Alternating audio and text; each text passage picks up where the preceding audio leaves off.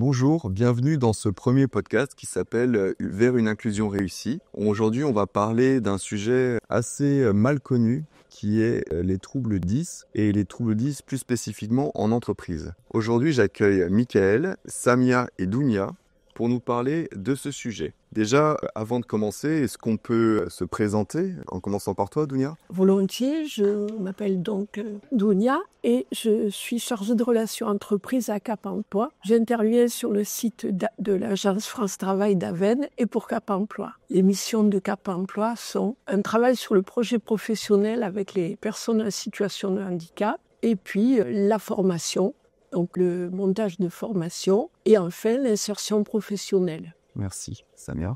Donc moi, je suis Samia Denoumen. Je suis psychologue intervenante sur les appuis spécifiques troubles du neurodéveloppement pour l'association Paul Bouvier qui se trouve à Saint-Hippolyte-du-Fort. Et donc sur mon service, on intervient auprès d'adultes salariés en entreprise ou alors des demandeurs d'emploi ou encore des personnes en formation qui présentent des troubles du neurodéveloppement de type 10 et TDAH pour en fait évaluer l'impact des troubles en situation de formation, en situation de recherche d'emploi ou en situation de travail et pouvoir proposer des moyens de compensation. D'accord.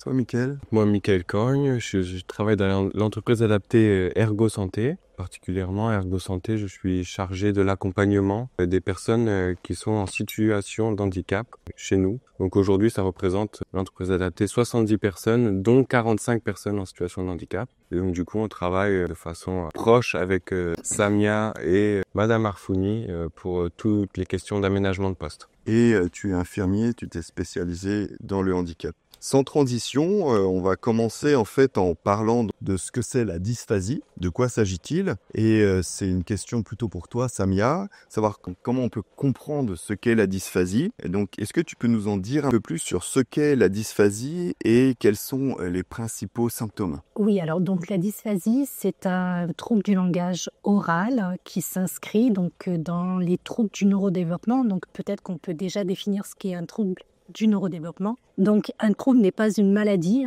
Une maladie peut se guérir, un trouble ne se guérit pas. C'est quelque chose qui est présent dans la vie de façon durable et stable, bien que les manifestations puissent varier en fonction des stades de développement de l'individu. Et c'est quelque chose qui va être structurel en fait du développement du bébé, du jeune enfant, de l'adolescent, de l'adulte et même du coup de la personne âgée. Donc voilà, donc la dysphasie, trouble du langage oral qui s'inscrit dans les neurodéveloppements en fait de l'enfant. Qu'est-ce qu'un trouble du langage oral ? C'est une difficulté, un déficit de l'acquisition du langage oral, du parler. Ça va se manifester de façon très précoce en fait. On va pouvoir en tout cas avoir des signes d'appel, des signaux d'alerte dans le développement de l'enfant au moment de l'acquisition du langage.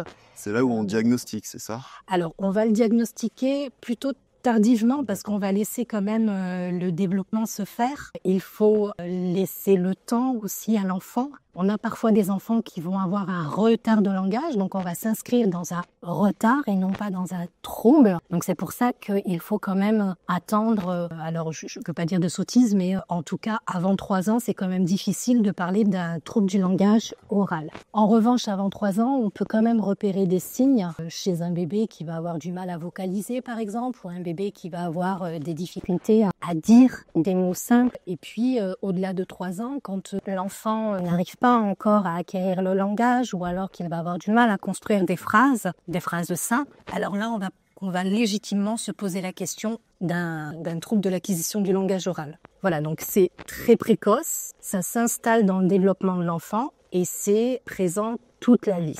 D'ailleurs, à ce sujet-là, est-ce qu'il y a plusieurs types de dysphasie et comment ça se manifeste dans le quotidien d'un adulte ? Alors oui, il y a 2 formes et une forme mixte de dysphasie. On va avoir la dysphasie expressive et la dysphasie réceptive. Donc sur le versant de l'expression, on va avoir en fait des personnes qui vont rencontrer des difficultés pour s'exprimer. D'où le terme de dysphasie expressive. Donc on va avoir des personnes qui vont avoir de grandes difficultés à pouvoir exprimer en fait leurs pensées. Et puis on va avoir la dysphasie de réception, où là on est sur la réception de l'information, puisque la communication c'est à la fois j'émets un message et en même temps je reçois le message. Donc sur la dysphasie de réception, Là, on va avoir des personnes qui vont avoir du mal à comprendre les messages verbaux, en fait. Et puis, on va retrouver la forme mixte des personnes qui vont être touchées à la fois sur le versant et aussi sur le versant expressif. Et évidemment, il y a des intensités différentes selon les personnes. On va avoir je vais le dire de façon un peu caricaturale, mais on va avoir des dysphasies légères issues des dysphasies massive. Donc voilà, on est un petit peu sur ces expressions-là du trouble de l'acquisition du langage oral. Ça, voilà, c'est pour la définition, mais après, comment ça va se manifester?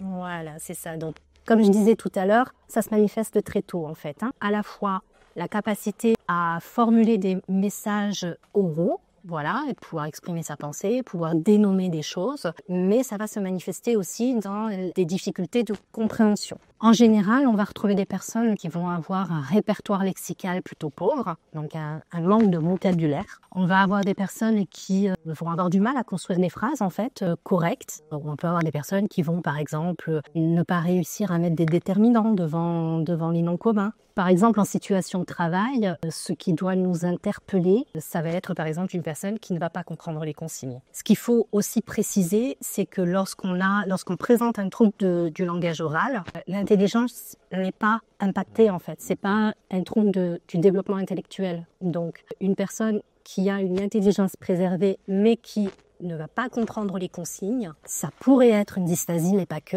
D'accord, il peut y avoir d'autres troubles associés, mais en tout cas en situation de travail, ça doit alerter une personne qui va décrocher aussi, par exemple, sur un message qui va être très long, une personne qui va avoir du mal à être sur de la multitâche. Voilà, c'est autant de signes qui peuvent nous interpeller, bien qu'il puisse y avoir de façon associée d'autres troubles comme un trouble de l'attention, par exemple. Voilà. Moi, pour aller dans ce sens et pour confirmer et rebondir sur ce que tu dis, on reçoit des personnes ici des fois dans l'entreprise adaptée qui ont une RQTH. La RQTH, c'est une reconnaissance en qualité de travailleur handicapé qui nous est donnée par la MDPH. Il y a des personnes qui arrivent chez nous et qui sont avec un parcours très difficile et qui sont pris en fait pour, je dis grossièrement, mais pour des débiles. En fait, des personnes qui ont une déficience intellectuelle.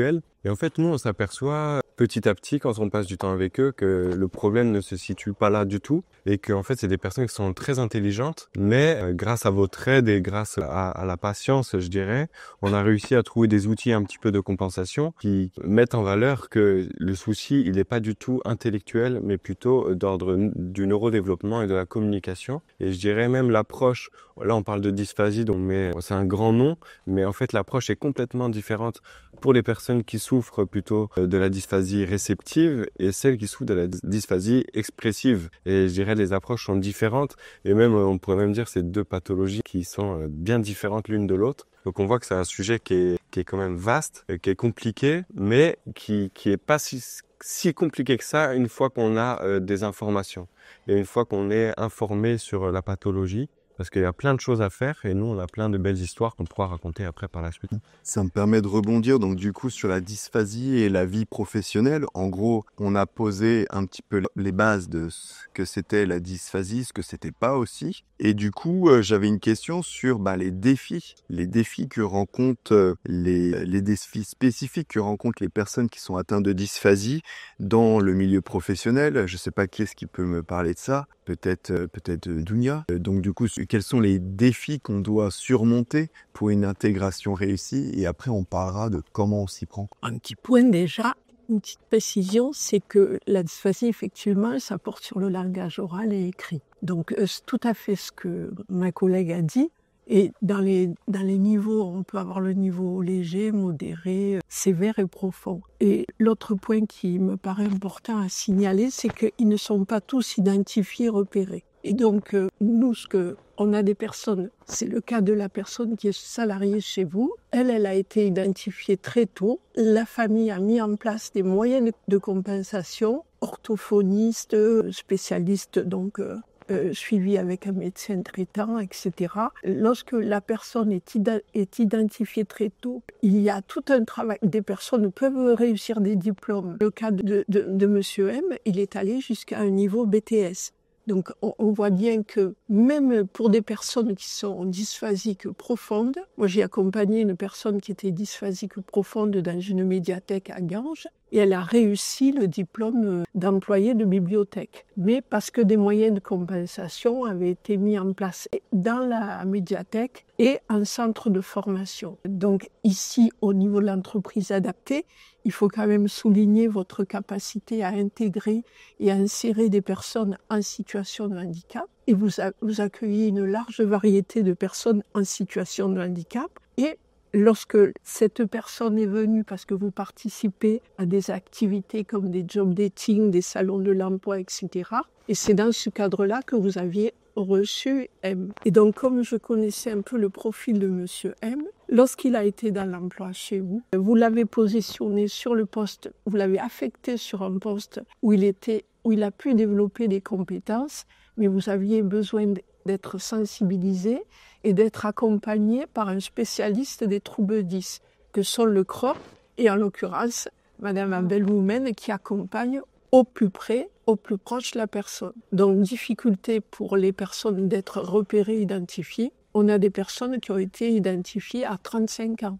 Et sur leur bulletin scolaire, il était noté « peut mieux faire, a les capacités, mais ne fait pas ». Donc, et le défi à relever, c'est effectivement convaincre les entreprises qu'elles peuvent recevoir des personnes porteuses de troubles 10, de dysphasie en l'occurrence pour aujourd'hui. Et c'est le cas puisque nous avons un cas concret. Et ensuite, c'est d'expliquer à l'entreprise qu'il y a des appuis spécifiques, qu'il y a des professionnels, des psychologues qui sont spécialisés dans l'accompagnement des troubles 10 et ces professionnels-là interviennent sur le poste de travail, mais elles interviennent aussi dans le cadre de la formation. On a un exemple concret où des moyens de compensation vont être mis pour l'acquisition de nouvelles connaissances. Ouais, je veux rebondir du coup sur ça. J'en profite parce que le cas de Monsieur M, pour nous, ça a été le départ, je dirais, d'un nouveau travail, d'un nouveau réseau et d'une rencontre avec Samia. Donc, Monsieur M a intégré l'entreprise. Donc, on est au clair. Il n'y a pas de déficience intellectuelle. Ce monsieur a des diplômes, etc. Seulement, il arrive dans l'entreprise. Nous, on connaît très peu la dysphasie. Il arrive dans l'entreprise. C'est un monsieur qui communique pas. On lui parle et on le trouve très perdu. Donc, on est en grande difficulté. Quelques-uns dans l'entreprise le prennent à cœur et le prennent un peu sous l'oreille. Puis on s'aperçoit qu'il sait faire plein de choses. Il voit et puis il arrive à répéter des tâches, etc. Donc nous, on se dit, en tout cas lui, il arrive à exprimer qu'il se sent bien ici, qu'il se projette là. Donc nous, on lui dit, bon, écoute, on t'ouvre les portes et puis on va essayer de t'accompagner. Donc je passe un coup de fil à Cap Emploi. Je dis, voilà, vous nous avez envoyé un profil très sympa, mais on a du mal à aménager le poste. Est-ce qu'on peut mettre quelque chose en place? Et c'est là que du coup est intervenu ce fameux appui spécifique avec l'association du CROP, association Paul Bouvier, où Madame Adèle Moumen est intervenue dans l'entreprise et nous a sensibilisés à la dysphasie, à tout ce qui a été dit là. Et nous, on n'avait pas ça en amont. Donc du coup, on a pu mettre plusieurs choses en place. Je dirais c'est du bon sens. Une fois qu'on connaît la pathologie, c'est beaucoup de bon sens. Mais il faut aussi un savoir-faire qu'on nous a apporté. Donc, je dirais ce qu'on a fait dans un premier temps, c'est simplifier les consignes. On a utilisé des consignes courtes. Les moyens de communication aussi, on a insisté auprès des managers et de l'environnement, ceux qui sont dans l'environnement de travail. On a informé qu'il fallait faire des phrases courtes, aller directement au but et laisser le temps à la personne aussi de répondre. On s'est aussi aperçu que pour communiquer, pour apprendre, il fallait passer par l'écrit, en tout cas avec ce monsieur. Quand on passe par l'écrit, on s'aperçoit qu'il nous répond et que en fait la communication est beaucoup plus fluide. On est aussi passé par des supports visuels. Dans notre industrie, toutes nos tâches, elles sont écrites, il y a un protocole et là on y a rajouté des photos, des images et ça a donc aidé aussi à l'intégration et à s'imprégner des différentes tâches. On a aussi pu mettre des choses en place concernant l'organisation du temps de travail. On a vu que la dysphasie, ça demande une grosse concentration à la personne et donc une fatigabilité. Et tout ça, on ne l'a pas inventé, c'est grâce à l'aide de mes collègues de gauche qui m'ont donné comme idée de séquencer un petit peu les temps de pause. Donc toutes les heures, Monsieur M a 5 minutes de pause au lieu d'avoir 15 minutes dans la matinée. Ça lui permet à lui de se reposer et maintenant, Monsieur M est efficace dans l'entreprise, il est productif, bien intégré, voilà. Donc on va revenir sur les cas spécifiques, ce qu'on a mis en place spécifiquement un petit peu plus tard. Je propose qu'on revienne un petit peu en arrière sur la notion de diagnostic de ces troubles 10 Et est-ce que tu peux nous en dire un petit peu plus? Oui, alors là, on parle de la dysphasie. Donc, le diagnostic de la dysphasie va se faire auprès d'un orthophoniste. Voilà. C'est un trouble du langage oral et pas écrit. On peut avoir associé un trouble du langage oral, donc dysphasie, il y a un trouble du langage écrit, une dyslexie. D'accord, il y a à l'intérieur de ça, on va avoir différentes particularités. On peut avoir d'autres troubles, le trouble de la coordination motrice, la dyspraxie, trouble de l'écriture, la dysgraphie, la dyscalculie, etc. Donc parfois on peut avoir une comorbidité des troubles. Mais là, si on fait le focus uniquement sur la dysphasie, effectivement, le premier réflexe à avoir, c'est de consulter un orthophoniste qui est à sa bonne place pour pouvoir repérer si on est bien dans le cadre d'un trouble du langage oral. Puisqu'il va falloir faire aussi un diagnostic différentiel, c'est-à-dire éliminer d'autres causes, par exemple une surdité. Alors là, c'est plus chez les enfants, une surdité, une déficience visuelle peut-être. Voilà, donc il faut éliminer d'autres causes pour pouvoir prétendre au diagnostic de la dysphasie. Maintenant, l'enjeu, effectivement, c'est plus le diagnostic sera précoce et plus on va pouvoir prendre en charge en fait le trouble et proposer de la rééducation, proposer un accompagnement à la fois de l'enfant dans son développement aussi de la personnalité, parce qu'on verra qu'il y a aussi des enjeux au niveau identitaire, au niveau psycho-affectif pour la personne dysphasique. Donc, un accompagnement sur l'enfant ou sur l'adulte, l'adolescent, un accompagnement aussi de la famille, qui sont quand même les tuteurs d'apprentissage quand même de ces enfants, adolescents en devenir adultes, et un accompagnement en milieu scolaire. Donc plus tôt c'est repéré, et mieux on arrivera à compenser et à permettre une progression de l'enfant dans l'acquisition du langage oral. Voilà. Mais on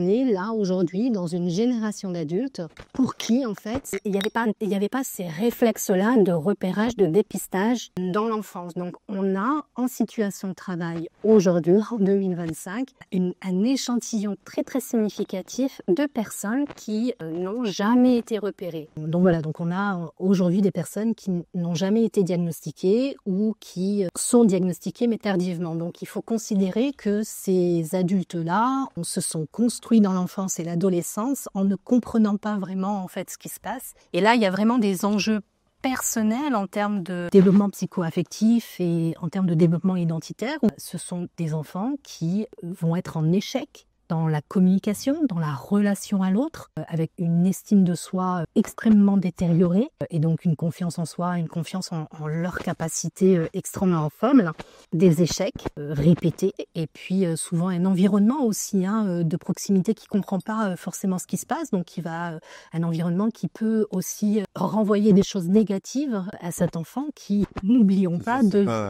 C'est pas du coup propice pour un épanouissement absolument sexuel. pas, absolument pas, et avec pour conséquence un repli sur soi. On peut aussi retrouver des comportements agressifs parce que quand on ne comprend pas ce qu'on veut, quand on n'arrive pas à exprimer ses propres besoins et à se faire comprendre, ça peut générer des comportements agressifs. Et puis de l'échec scolaire en fait, puisque le langage, c'est un petit peu la base, c'est un peu la base de beaucoup de choses. Donc des enfants qui vont être rapidement en échec scolaire. Et donc l'enjeu là, après, quand on se projette dans le temps, c'est l'insertion professionnelle. Comme tu disais, Donia, donc des personnes qui peuvent avoir des bas niveaux de qualification, bien que, comme tu dis, lorsqu'on a repéré et qu'on a proposé des moyens de compensation dans le milieu scolaire, on peut obtenir des diplômes et des diplômes supérieurs, mais après, s'insérer sur le marché du travail... Si je te coupe, si je comprends bien, en fait, il y a deux cas de figure principaux. Le premier, c'est un diagnostic précoce avec la mise en place du suivi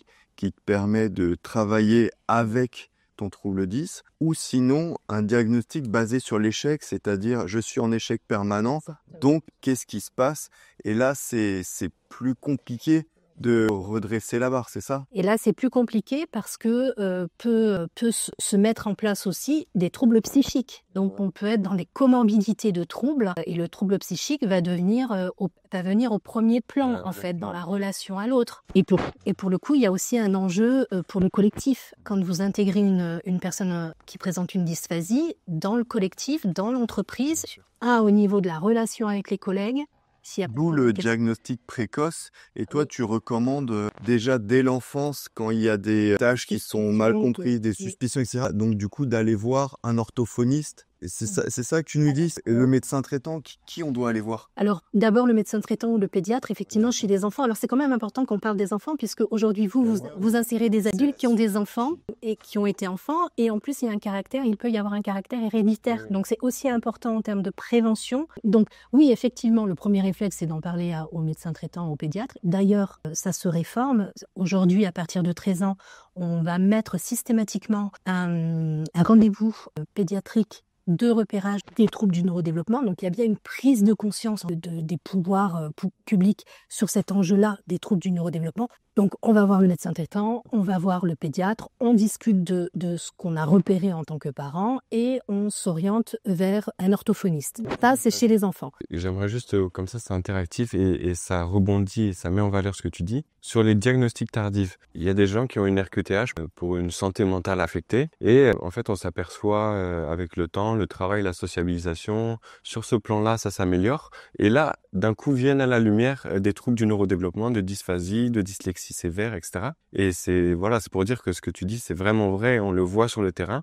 Et ensuite, on accompagne, pour se faire reconnaître, se faire accompagner. Donc ça, je pense que c'est vrai aujourd'hui. Sur le fait que ça soit héréditaire, et ça me parle aussi parce qu'on a des personnes ici qui nous disent, voilà, je suis en difficulté avec mon fils, ma fille, et elle s'est fait diagnostiquer, telle pathologie. Et en fait, ce qu'elle souffre, c'est ce que j'ai souffert toute ma vie. Et aujourd'hui, on travaille aussi du coup là-dessus sur des gens qui ont même pas forcément de RQTH, de reconnaissance handicap, mais qui en fait s'aperçoivent qu'ils ont un souci, qu'ils l'ont porté toute leur vie et qui aujourd'hui sont obligés de travailler dessus. Mais nous, ça nous aide aussi, à aménager des choses. Et une troisième chose pour rebondir sur ce que tu dis, il y a l'association Paul Bouvier, c'est l'école l'UEE qui accompagne des personnes qui souffrent de dysphasie sévère et qui interviennent aussi dans l'entreprise pour des stages. Et cette école, cette classe, donc les éducateurs et les professeurs spécialisés, ils forment les jeunes à expliquer leur handicap. Donc la semaine dernière, on a eu un jeune qui est arrivé et qui a dit bonjour à tout le monde. Moi, j'ai du mal à comprendre si vous me dites plusieurs choses à la fois. J'ai besoin qu'on m'explique une chose après l'autre. Je peux pas faire plein de tâches en même temps et il faut qu'on m'explique avec des phrases courtes. C'est génial. Donc du coup, il arrive et en fait, avec tout le travail qui a été fait en amont, c'est un jeune qui arrive à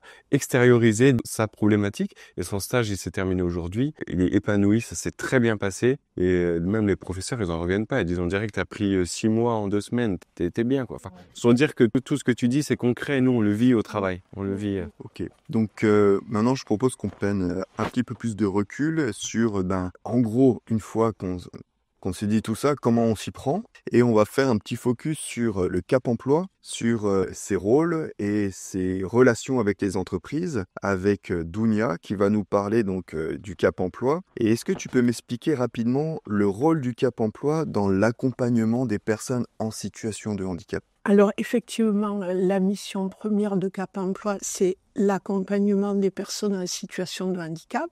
Et lorsque on est en relation avec les entreprises, alors en général, on peut mobiliser, parce que là, en l'occurrence, concrètement, pour une personne porteuse de dysphasie, on a mobilisé le CROP qui est spécialiste dans ce domaine. Mais quelqu'un qui a un handicap visuel, on va solliciter un appui spécifique avec la Fédération des yeux de France, et c'est un ergonome et qui est également psychologue et qui interviendra dans l'entreprise et qui proposera l'aménagement de poste et les moyens de compensation. Et nous avons aussi, pour le handicap mental, nous avons des spécialistes donc, qui sont des psychologues spécialisés dans l'autisme, par exemple. D'ailleurs, au passage, la dysphasie n'est pas un handicap psychique, contrairement à une représentation, pas une idée reçue. Mais effectivement, on peut mobiliser d'autres. Alors, on a des psychologues cliniciens, on a des neuropsychologues qui interviennent dans le champ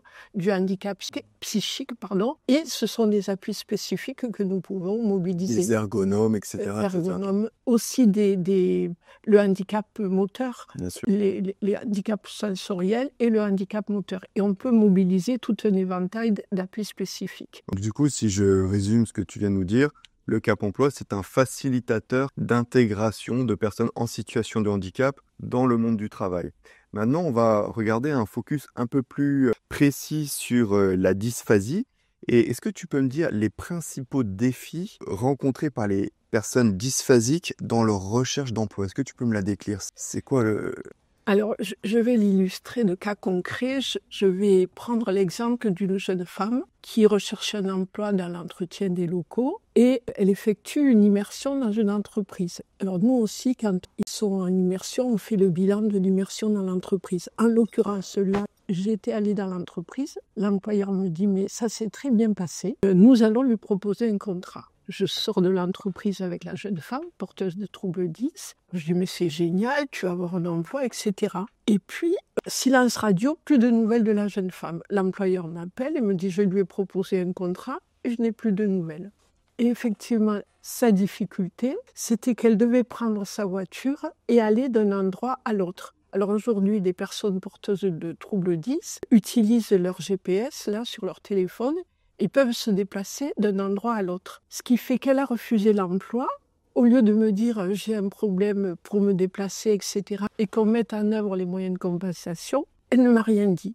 15 jours après, elle me rappelle, je lui dis « mais il faut faire une autre immersion ailleurs ». Et c'est là que, un petit coup de projecteur que je voudrais porter là-dessus, c'est qu'on trouve un emploi dans une entreprise et elle ne peut travailler qu'à mi-temps. Donc, on prend, elle travaille à mi-temps dans l'entreprise et ça se passe très, très bien.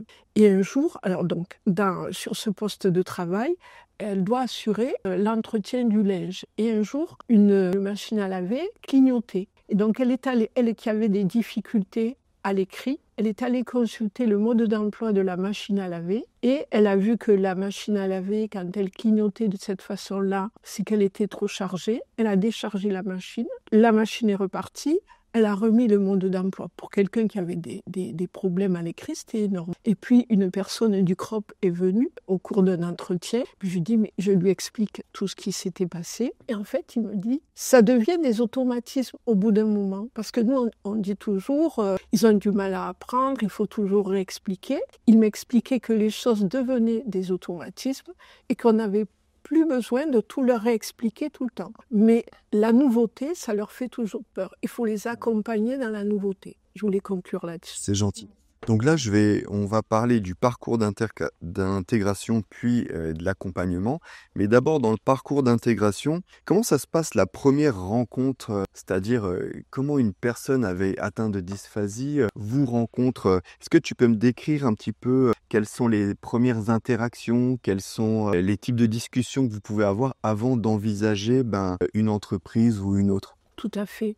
C'est tout à fait. Cette question est fort intéressante parce qu'effectivement, la première rencontre, c'est est-ce que la personne a un projet ou est-ce qu'elle n'en a pas? Donc, le premier travail qui sera effectué, ce sera l'exploration de nouveaux projets professionnels. Et donc, c'est le premier point. Si la personne a un projet et qu'on considère qu'il y a des débouchés dans ce projet, on va l'accompagner. Alors, ça peut prendre plus de temps lorsque la personne est porteuse de troubles 10. Même pour le handicap psychique aussi, quelquefois, ça peut prendre plus de temps. Et on avance par essai-erreur. C'est-à-dire qu'on fait faire des immersions dans différentes entreprises. Et lorsque ça se passe bien dans une entreprise, et lorsque l'entreprise nous dit on a retenu ce profil-là, eh bien, on accompagne l'entreprise dans l'emploi. On mobilise les appuis spéciaux. On peut prendre le relais. Du coup, Madame Arfoni, nous, on lui dit un peu nos besoins, que ce soit à tel ou tel poste. Et puis, il y a tout un travail qui est fait en amont. Elle nous envoie des personnes. On commence par une période d'immersion qui est sécurisante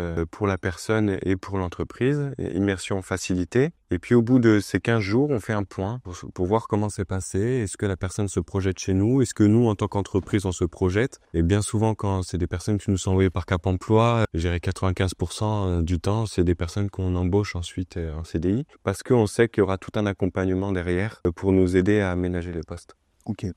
Une autre question, c'est comment vous sensibilisez les entreprises et les employeurs donc sur le sujet de la dysphasie? Alors je sais pas si c'est une question à toi, Dounia, ou à toi, Samir. C'est un petit peu les deux. C'est quoi les clés que vous pouvez donner? Peut-être je vais répondre moi parce que en tant qu'entreprise, on se sent très soutenu. Voilà, donc en particulier sur le sujet de la dysphasie aujourd'hui. Et bien en fait, concrètement, si on est en difficulté avec un profil, on peut le faire remonter à Cap Emploi. Et donc il y a plusieurs services dans Cap Emploi, il y a l'inclusion et le maintien dans l'emploi. Et ces différents services peuvent faire appel à des appuis spécifiques. Et donc, c'est un professionnel de la santé qui intervient dans l'entreprise et qui sensibilise l'environnement de travail, le manager, les collègues, moi en particulier, et qui prend du temps avec la personne pour comprendre les problématiques et ensuite redonner aux équipes des outils. Et des outils très concrets, que ce soit d'ordre organisationnel ou alors des outils même matériels, même pour la dysphasie, il y a des choses techniques qui sont matérielles, voilà, que tu peux peut-être un peu plus étaler. Est-ce que tu peux compléter avant de donner la parole à Dunia? Alors oui, c'est vrai que sensibiliser, ça va être l'une des clés en fait de l'intégration de la personne sur son poste de travail et au sein du collectif. Donc nous, notre façon de faire, elle est d'abord d'évaluer, parce qu'encore une fois, on s'inscrit aussi dans un spectre de l'expression du trouble, donc il faut savoir un petit peu à quel niveau on se situe. Pour évaluer, on va avoir des entretiens en face à face avec la personne. Déjà, ça va nous apporter énormément d'informations. On peut demander à consulter des bilans qui ont été réalisés en libéral auprès des orthophonistes et des neuropsys. Ça va nous donner de l'information aussi sur à la fois les potentialités de la personne, les capacités de la personne, parce qu'encore une fois, on regarde un petit peu trop sous l'angle de la restriction, parce que c'est ça qu'il faut compenser, mais quelles sont les potentialités de la personne, mais quelles sont les restrictions. On peut être amené à faire passer certains petits tests pour compléter si on veut aller explorer une facette un peu particulière. Donc voilà, donc il y a la phase d'évaluation de là où en est la personne par rapport à son trouble. Il va y avoir la phase de recherche d'informations auprès des collaborateurs du salarié, donc le manager, les collègues, etc. Et puis regarder aussi quel est l'environnement de travail dans lequel s'inscrit la personne, quelles sont les attentes de l'employeur en termes de productivité par exemple, en termes de tâches à faire, en termes de charges cognitives, en termes de charges de consignes qui peuvent être données. Voilà, donc nous, on a nos objectifs on a des objectifs de choses à rechercher. Donc ça va être la phase d'évaluation et ça va nous permettre du coup de réfléchir aux moyens de compensation, des moyens de compensation qui vont aussi être compatibles avec une certaine organisation du travail. On va voir les moyens de compensation un petit peu par la suite et peut-être sur ce sujet donc de la sensibilisation. Dunia, toi, dans ton quotidien, comment tu sensibilises les employeurs au sujet de la dysphasie? On a un PowerPoint qu'on présente à des employeurs et c'est interactif et on présente la dysphasie. On a suivi des formations dans différentes familles de handicap, et notamment sur les troubles 10. Donc on a eu plusieurs formations dans le domaine et sur ce domaine et du coup on a une approche des troubles 10 effectivement. Tout à l'heure Samia disait il y a la dyslexie, la dysorthographie, la dyscalculie, il y a toute une famille de troubles 10. Et d'ailleurs, c'est un phénomène, c'est un handicap qui a été pris en considération que très récemment en France. Au Canada, ils étaient en avance et les personnes qui voulaient se former partaient au Canada pour se former sur les troubles 10. Donc ensuite, nous, on a été formés donc, à ces fameux troubles 10 et ça nous permet d'avoir une connaissance de ces troubles. Mais pour autant, on n'a pas de spécialité d'un point de vue psychologique, une approche psychologique. Bien entendu, ouais. Mais du coup, ça te permet déjà de donner les bases de compréhension de ce que c'est un trouble 10, et en particulier la dysphasie, aux employeurs. Et donc du coup, une fois que, on va dire, il y a un match, qu'il y a une personne qui veut aller dans une entreprise, un employeur qui veut l'embaucher, super, tu as réussi ton travail, mais pour autant, votre boulot, il s'arrête pas là, je dirais même, il commence là. Donc, est-ce que vous pouvez me parler un petit peu de l'accompagnement? C'est-à-dire, bon, il y a un recrutement qui se fait, toi, ton travail, il continue dans l'entreprise. Est-ce que tu peux me décrire cet accompagnement? Et après, la deuxième question, je la prépare, c'est quelles sont les aides et les dispositifs spécifiques pour l'accompagnement? Et là, je pense que Samia aura des choses à dire. Tout à fait. Donc, nous, on identifie donc le trouble 10 et en fonction, quand je vais solliciter un appui spécifique, par exemple, pour une personne qui est dans une collectivité territoriale, qui est en contrat d'apprentissage, comme j'ai rencontré la personne et que je connais ses difficultés, je sais qu'elle a du mal à mémoriser, je sais qu'elle a un problème de relation à l'écrit, je sais qu'elle a des problèmes en mathématiques, etc. Donc, lorsque je vais mobiliser l'appui spécifique, je vais préciser quelles sont les difficultés que la personne rencontre. D'accord. Et sur quel point elle va mettre en place des moyens de compensation. qui peuvent effectivement être d'ordre organisationnel, mais ça peut être un logiciel spécifique. Et puis, c'est évolutif dans le sens où Madame Arfouni et Cap Emploi passent dans nos locaux fréquemment. Et je dirais même les troubles, ils sont aussi évolutifs. Et je dirais on peut faire un aménagement un jour qui est plus valable un autre jour parce le contexte change, etc. Et Cap Emploi est réactif. Et je dirais, s'il y a un changement et une difficulté pour nous, je sais qu'on peut vous appeler. Donc, je dirais, même si une personne intègre l'entreprise, l'intégration est réussie, on peut toujours solliciter Cap Emploi qui intervient et qui nous aide à aménager les postes en continu. Du coup, est-ce qu'on peut faire un focus sur l'appui spécifique et en particulier l'appui spécifique par rapport au CROP et ce que tu fais, toi, Samia? Enfin, c'est quoi en gros, c'est quoi cet appui spécifique? Alors, donc nous, on travaille sur prescription des agences telles que Cap Emploi, France Travail ou les missions locales. Donc, ça suppose que la personne avait déjà passé entre les mains de ces structures-là. Et ça suppose aussi qu'elle ait une RQTH. Exactement. C'est ça. Exactement, tout à fait. Donc, ça fait partie des critères d'éligibilité. Et donc, lorsqu'on reçoit la prescription, on va quand même vérifier que la personne s'inscrit bien dans des troubles du neurodéveloppement pour lesquels nous sommes habilités.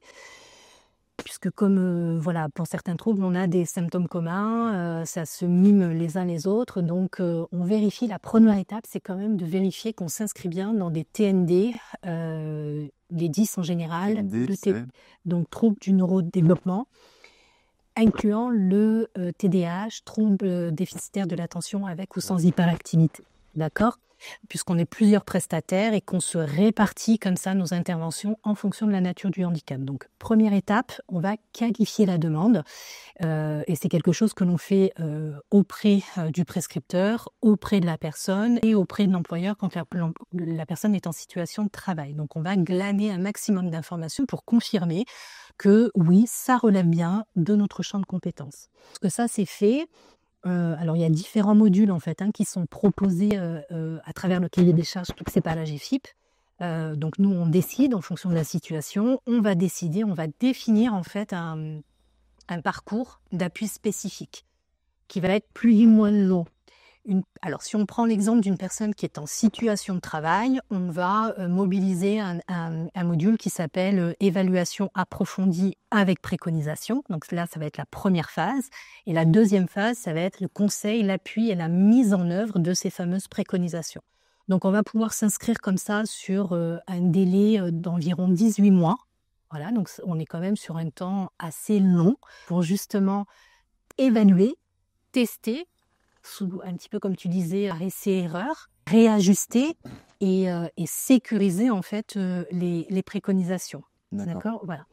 Une fois que les préconisations sont faites, concrètement, il y a un suivi de ces préconisations auprès des entreprises? Alors effectivement, avant de faire une préconisation, il faut évaluer, c'est ce que je disais tout à l'heure, on évalue auprès de la personne, on regarde un petit peu les bilans qui ont déjà été faits, on va explorer aussi ce qui s'est passé dans la trajectoire de la personne, dans son passé, dans son vécu, d'accord, les besoins de compensation qui peut-être avaient déjà été passés.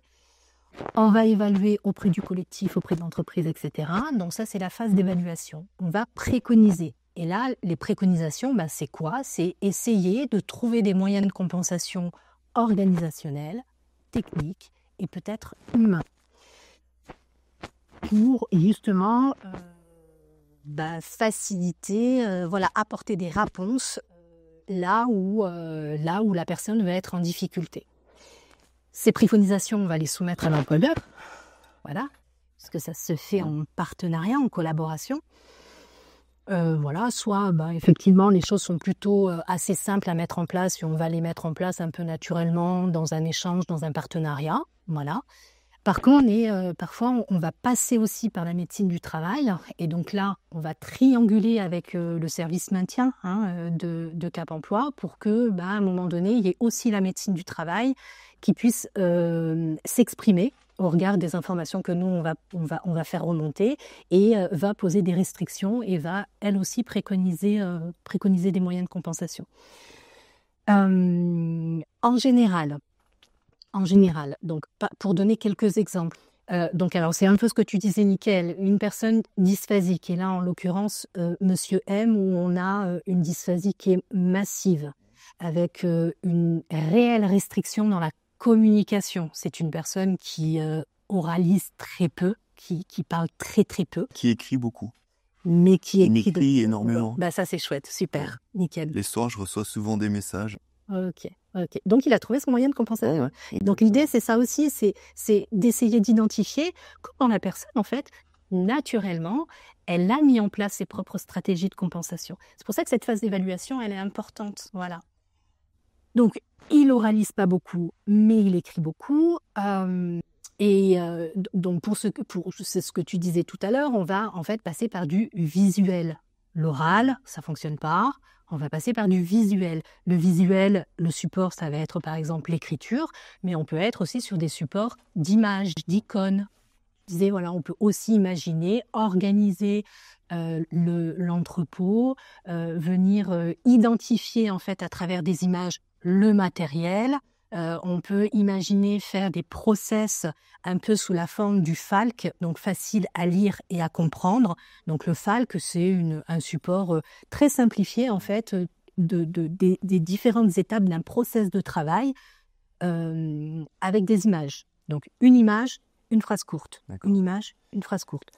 Juste, donc merci beaucoup de m'avoir tendu la perche pour les cas concrets. Je voulais justement qu'on entame une troisième partie sur, après qu'on s'est dit tout ça, concrètement, comment ça se passe. Donc concrètement, c'est en gros l'adaptation des postes de travail. C'est quel type d'adaptation on peut concrètement mettre en place. Et ces types d'adaptations, en gros, doivent permettre à des personnes atteintes de dysphasie de pouvoir travailler. Et là, je pense que, du coup, on va parler très concret. Comment ça se passe? Vous pouvez prendre des cas concrets que vous avez chez nous ou non. Et pour parler, donc, du coup, des aménagements.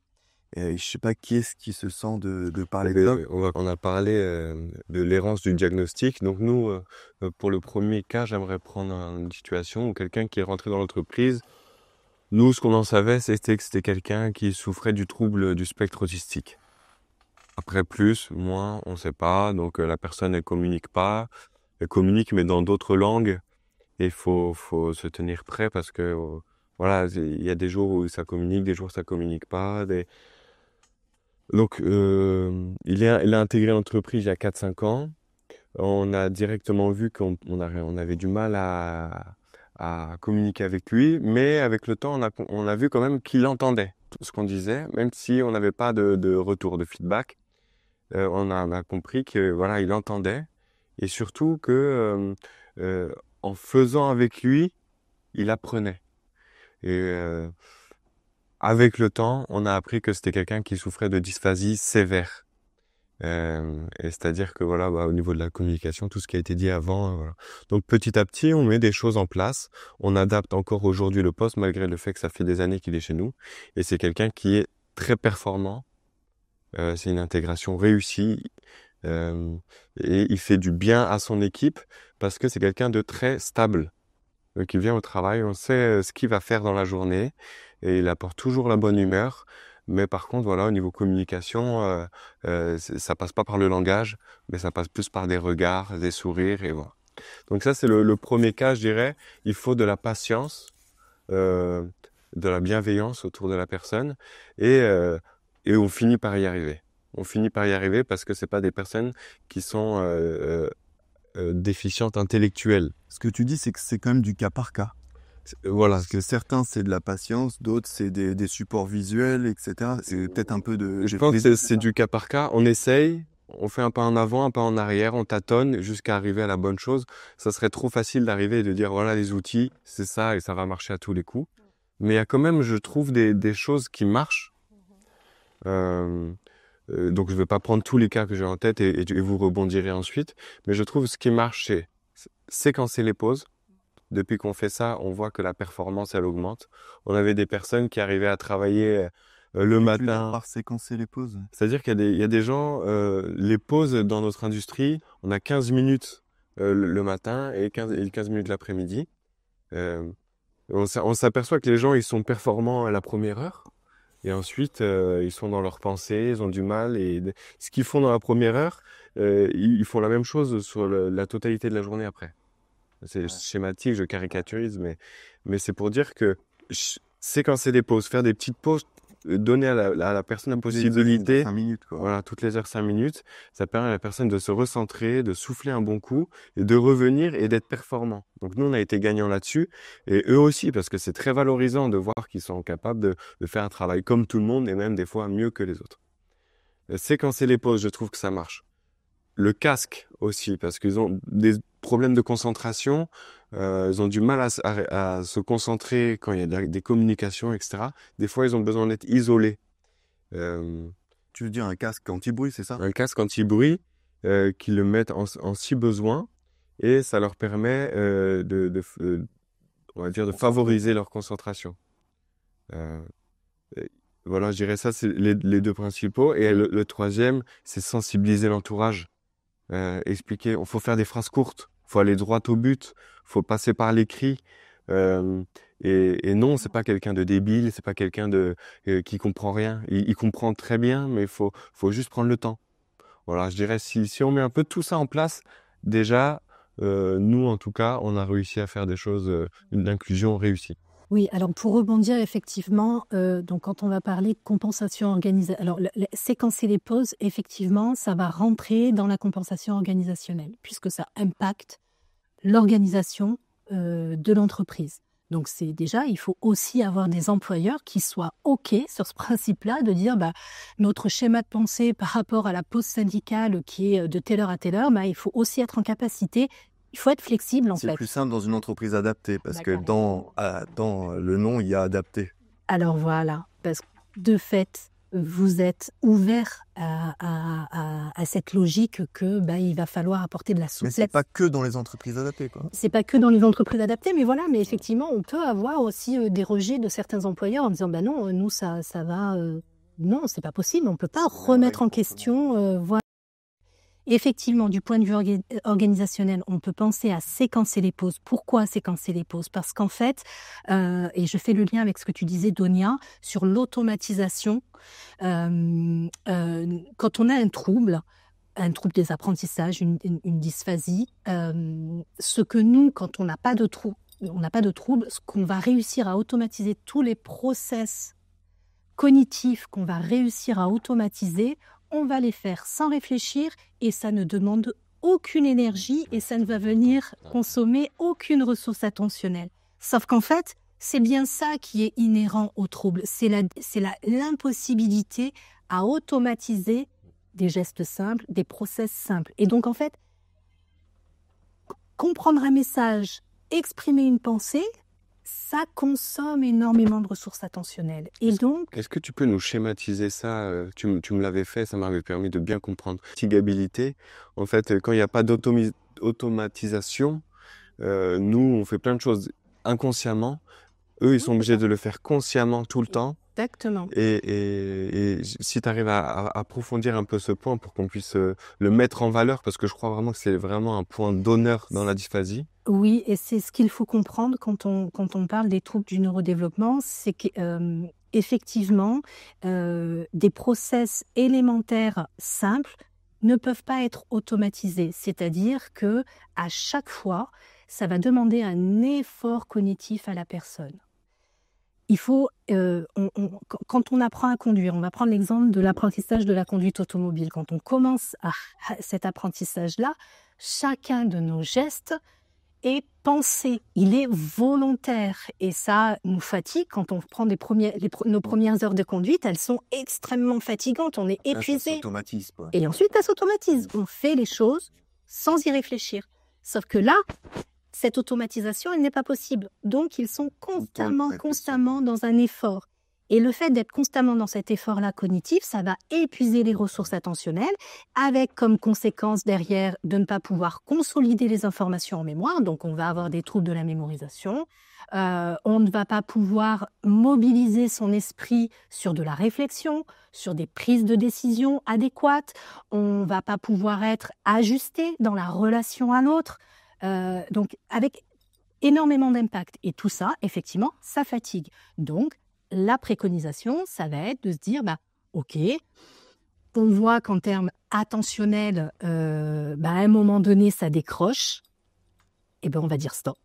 Tu prends 5 minutes, tu te ressources sur le plan attentionnel et tu repars sur ton activité. Donc ça, c'est en termes de productivité, il y a rien de mieux. Voilà, l'idée, c'est pas juste de poser la personne sur son poste et de se dire c'est bon, j'ai quantifié de telle heure à telle heure, tu es sur ton poste. Non, mais qu'est-ce qu'elle fait réellement, la personne sur son poste? Donc voilà, donc ça, c'est juste un petit peu la base, effectivement, le séquencier. Et puis après, tu parlais du casque à réduction de bruit. La vertu du casque à réduction de bruit, ça va être de protéger la personne de certains stimuli, en fait. On a aussi des personnes qui n'arrivent pas à filtrer et toutes les informations de l'environnement, elles viennent percuter la personne à des seuils tout à fait égaux. Et ça aussi, ça va consommer des ressources attentionnelles et c'est un épuisement. Donc, pouvoir protéger un petit peu des stimulations environnantes, ça va protéger de la fatigue, mais ça va aider à la focalisation aussi de l'attention. Voilà. D'accord. Écoutez, en tout cas, merci beaucoup de ces explications. C'est toujours trop court, mais je vous invite vivement à nous contacter si vous souhaitez avoir plus d'informations, partager des expériences, mais surtout contacter votre Cap Emploi local, qui est votre interlocuteur privilégié pour 2 choses. Si vous cherchez du travail et que vous êtes atteint d'un handicap, si le chemin vous semble compliqué, le Cap Emploi saura vous aider. Et si vous voulez recruter aussi des personnes en situation de handicap, c'est pas si compliqué que ça. On est très bien entouré. Contactez aussi votre Cap Emploi. Avant de terminer, j'ai une petite question quand même à vous poser. C'est à chacun, qu'est-ce que vous pourriez dire à des employeurs qui souhaitent recruter des personnes en situation de handicap et qui savent pas trop comment s'y prendre, en commençant par toi, Dounia, de manière assez rapide, et chacun peut donner son petit conseil pour essayer de vous motiver, parce que je le rappelle, les personnes en situation de handicap sont touchées 2 fois plus par le chômage que les personnes valides, et pourtant, on a quand même des problèmes de recrutement sur certains postes. Donc je pense que c'est une des pistes pour recruter le bon collaborateur. Dounia. Eh bien, moi, je serai effectivement concise en ce sens que je proposerai des immersions aux personnes. Ça permet aux 2 parties d'évaluer et de prendre une décision. Un stage, quoi. Sur un stage, oui, l'équivalent d'un stage.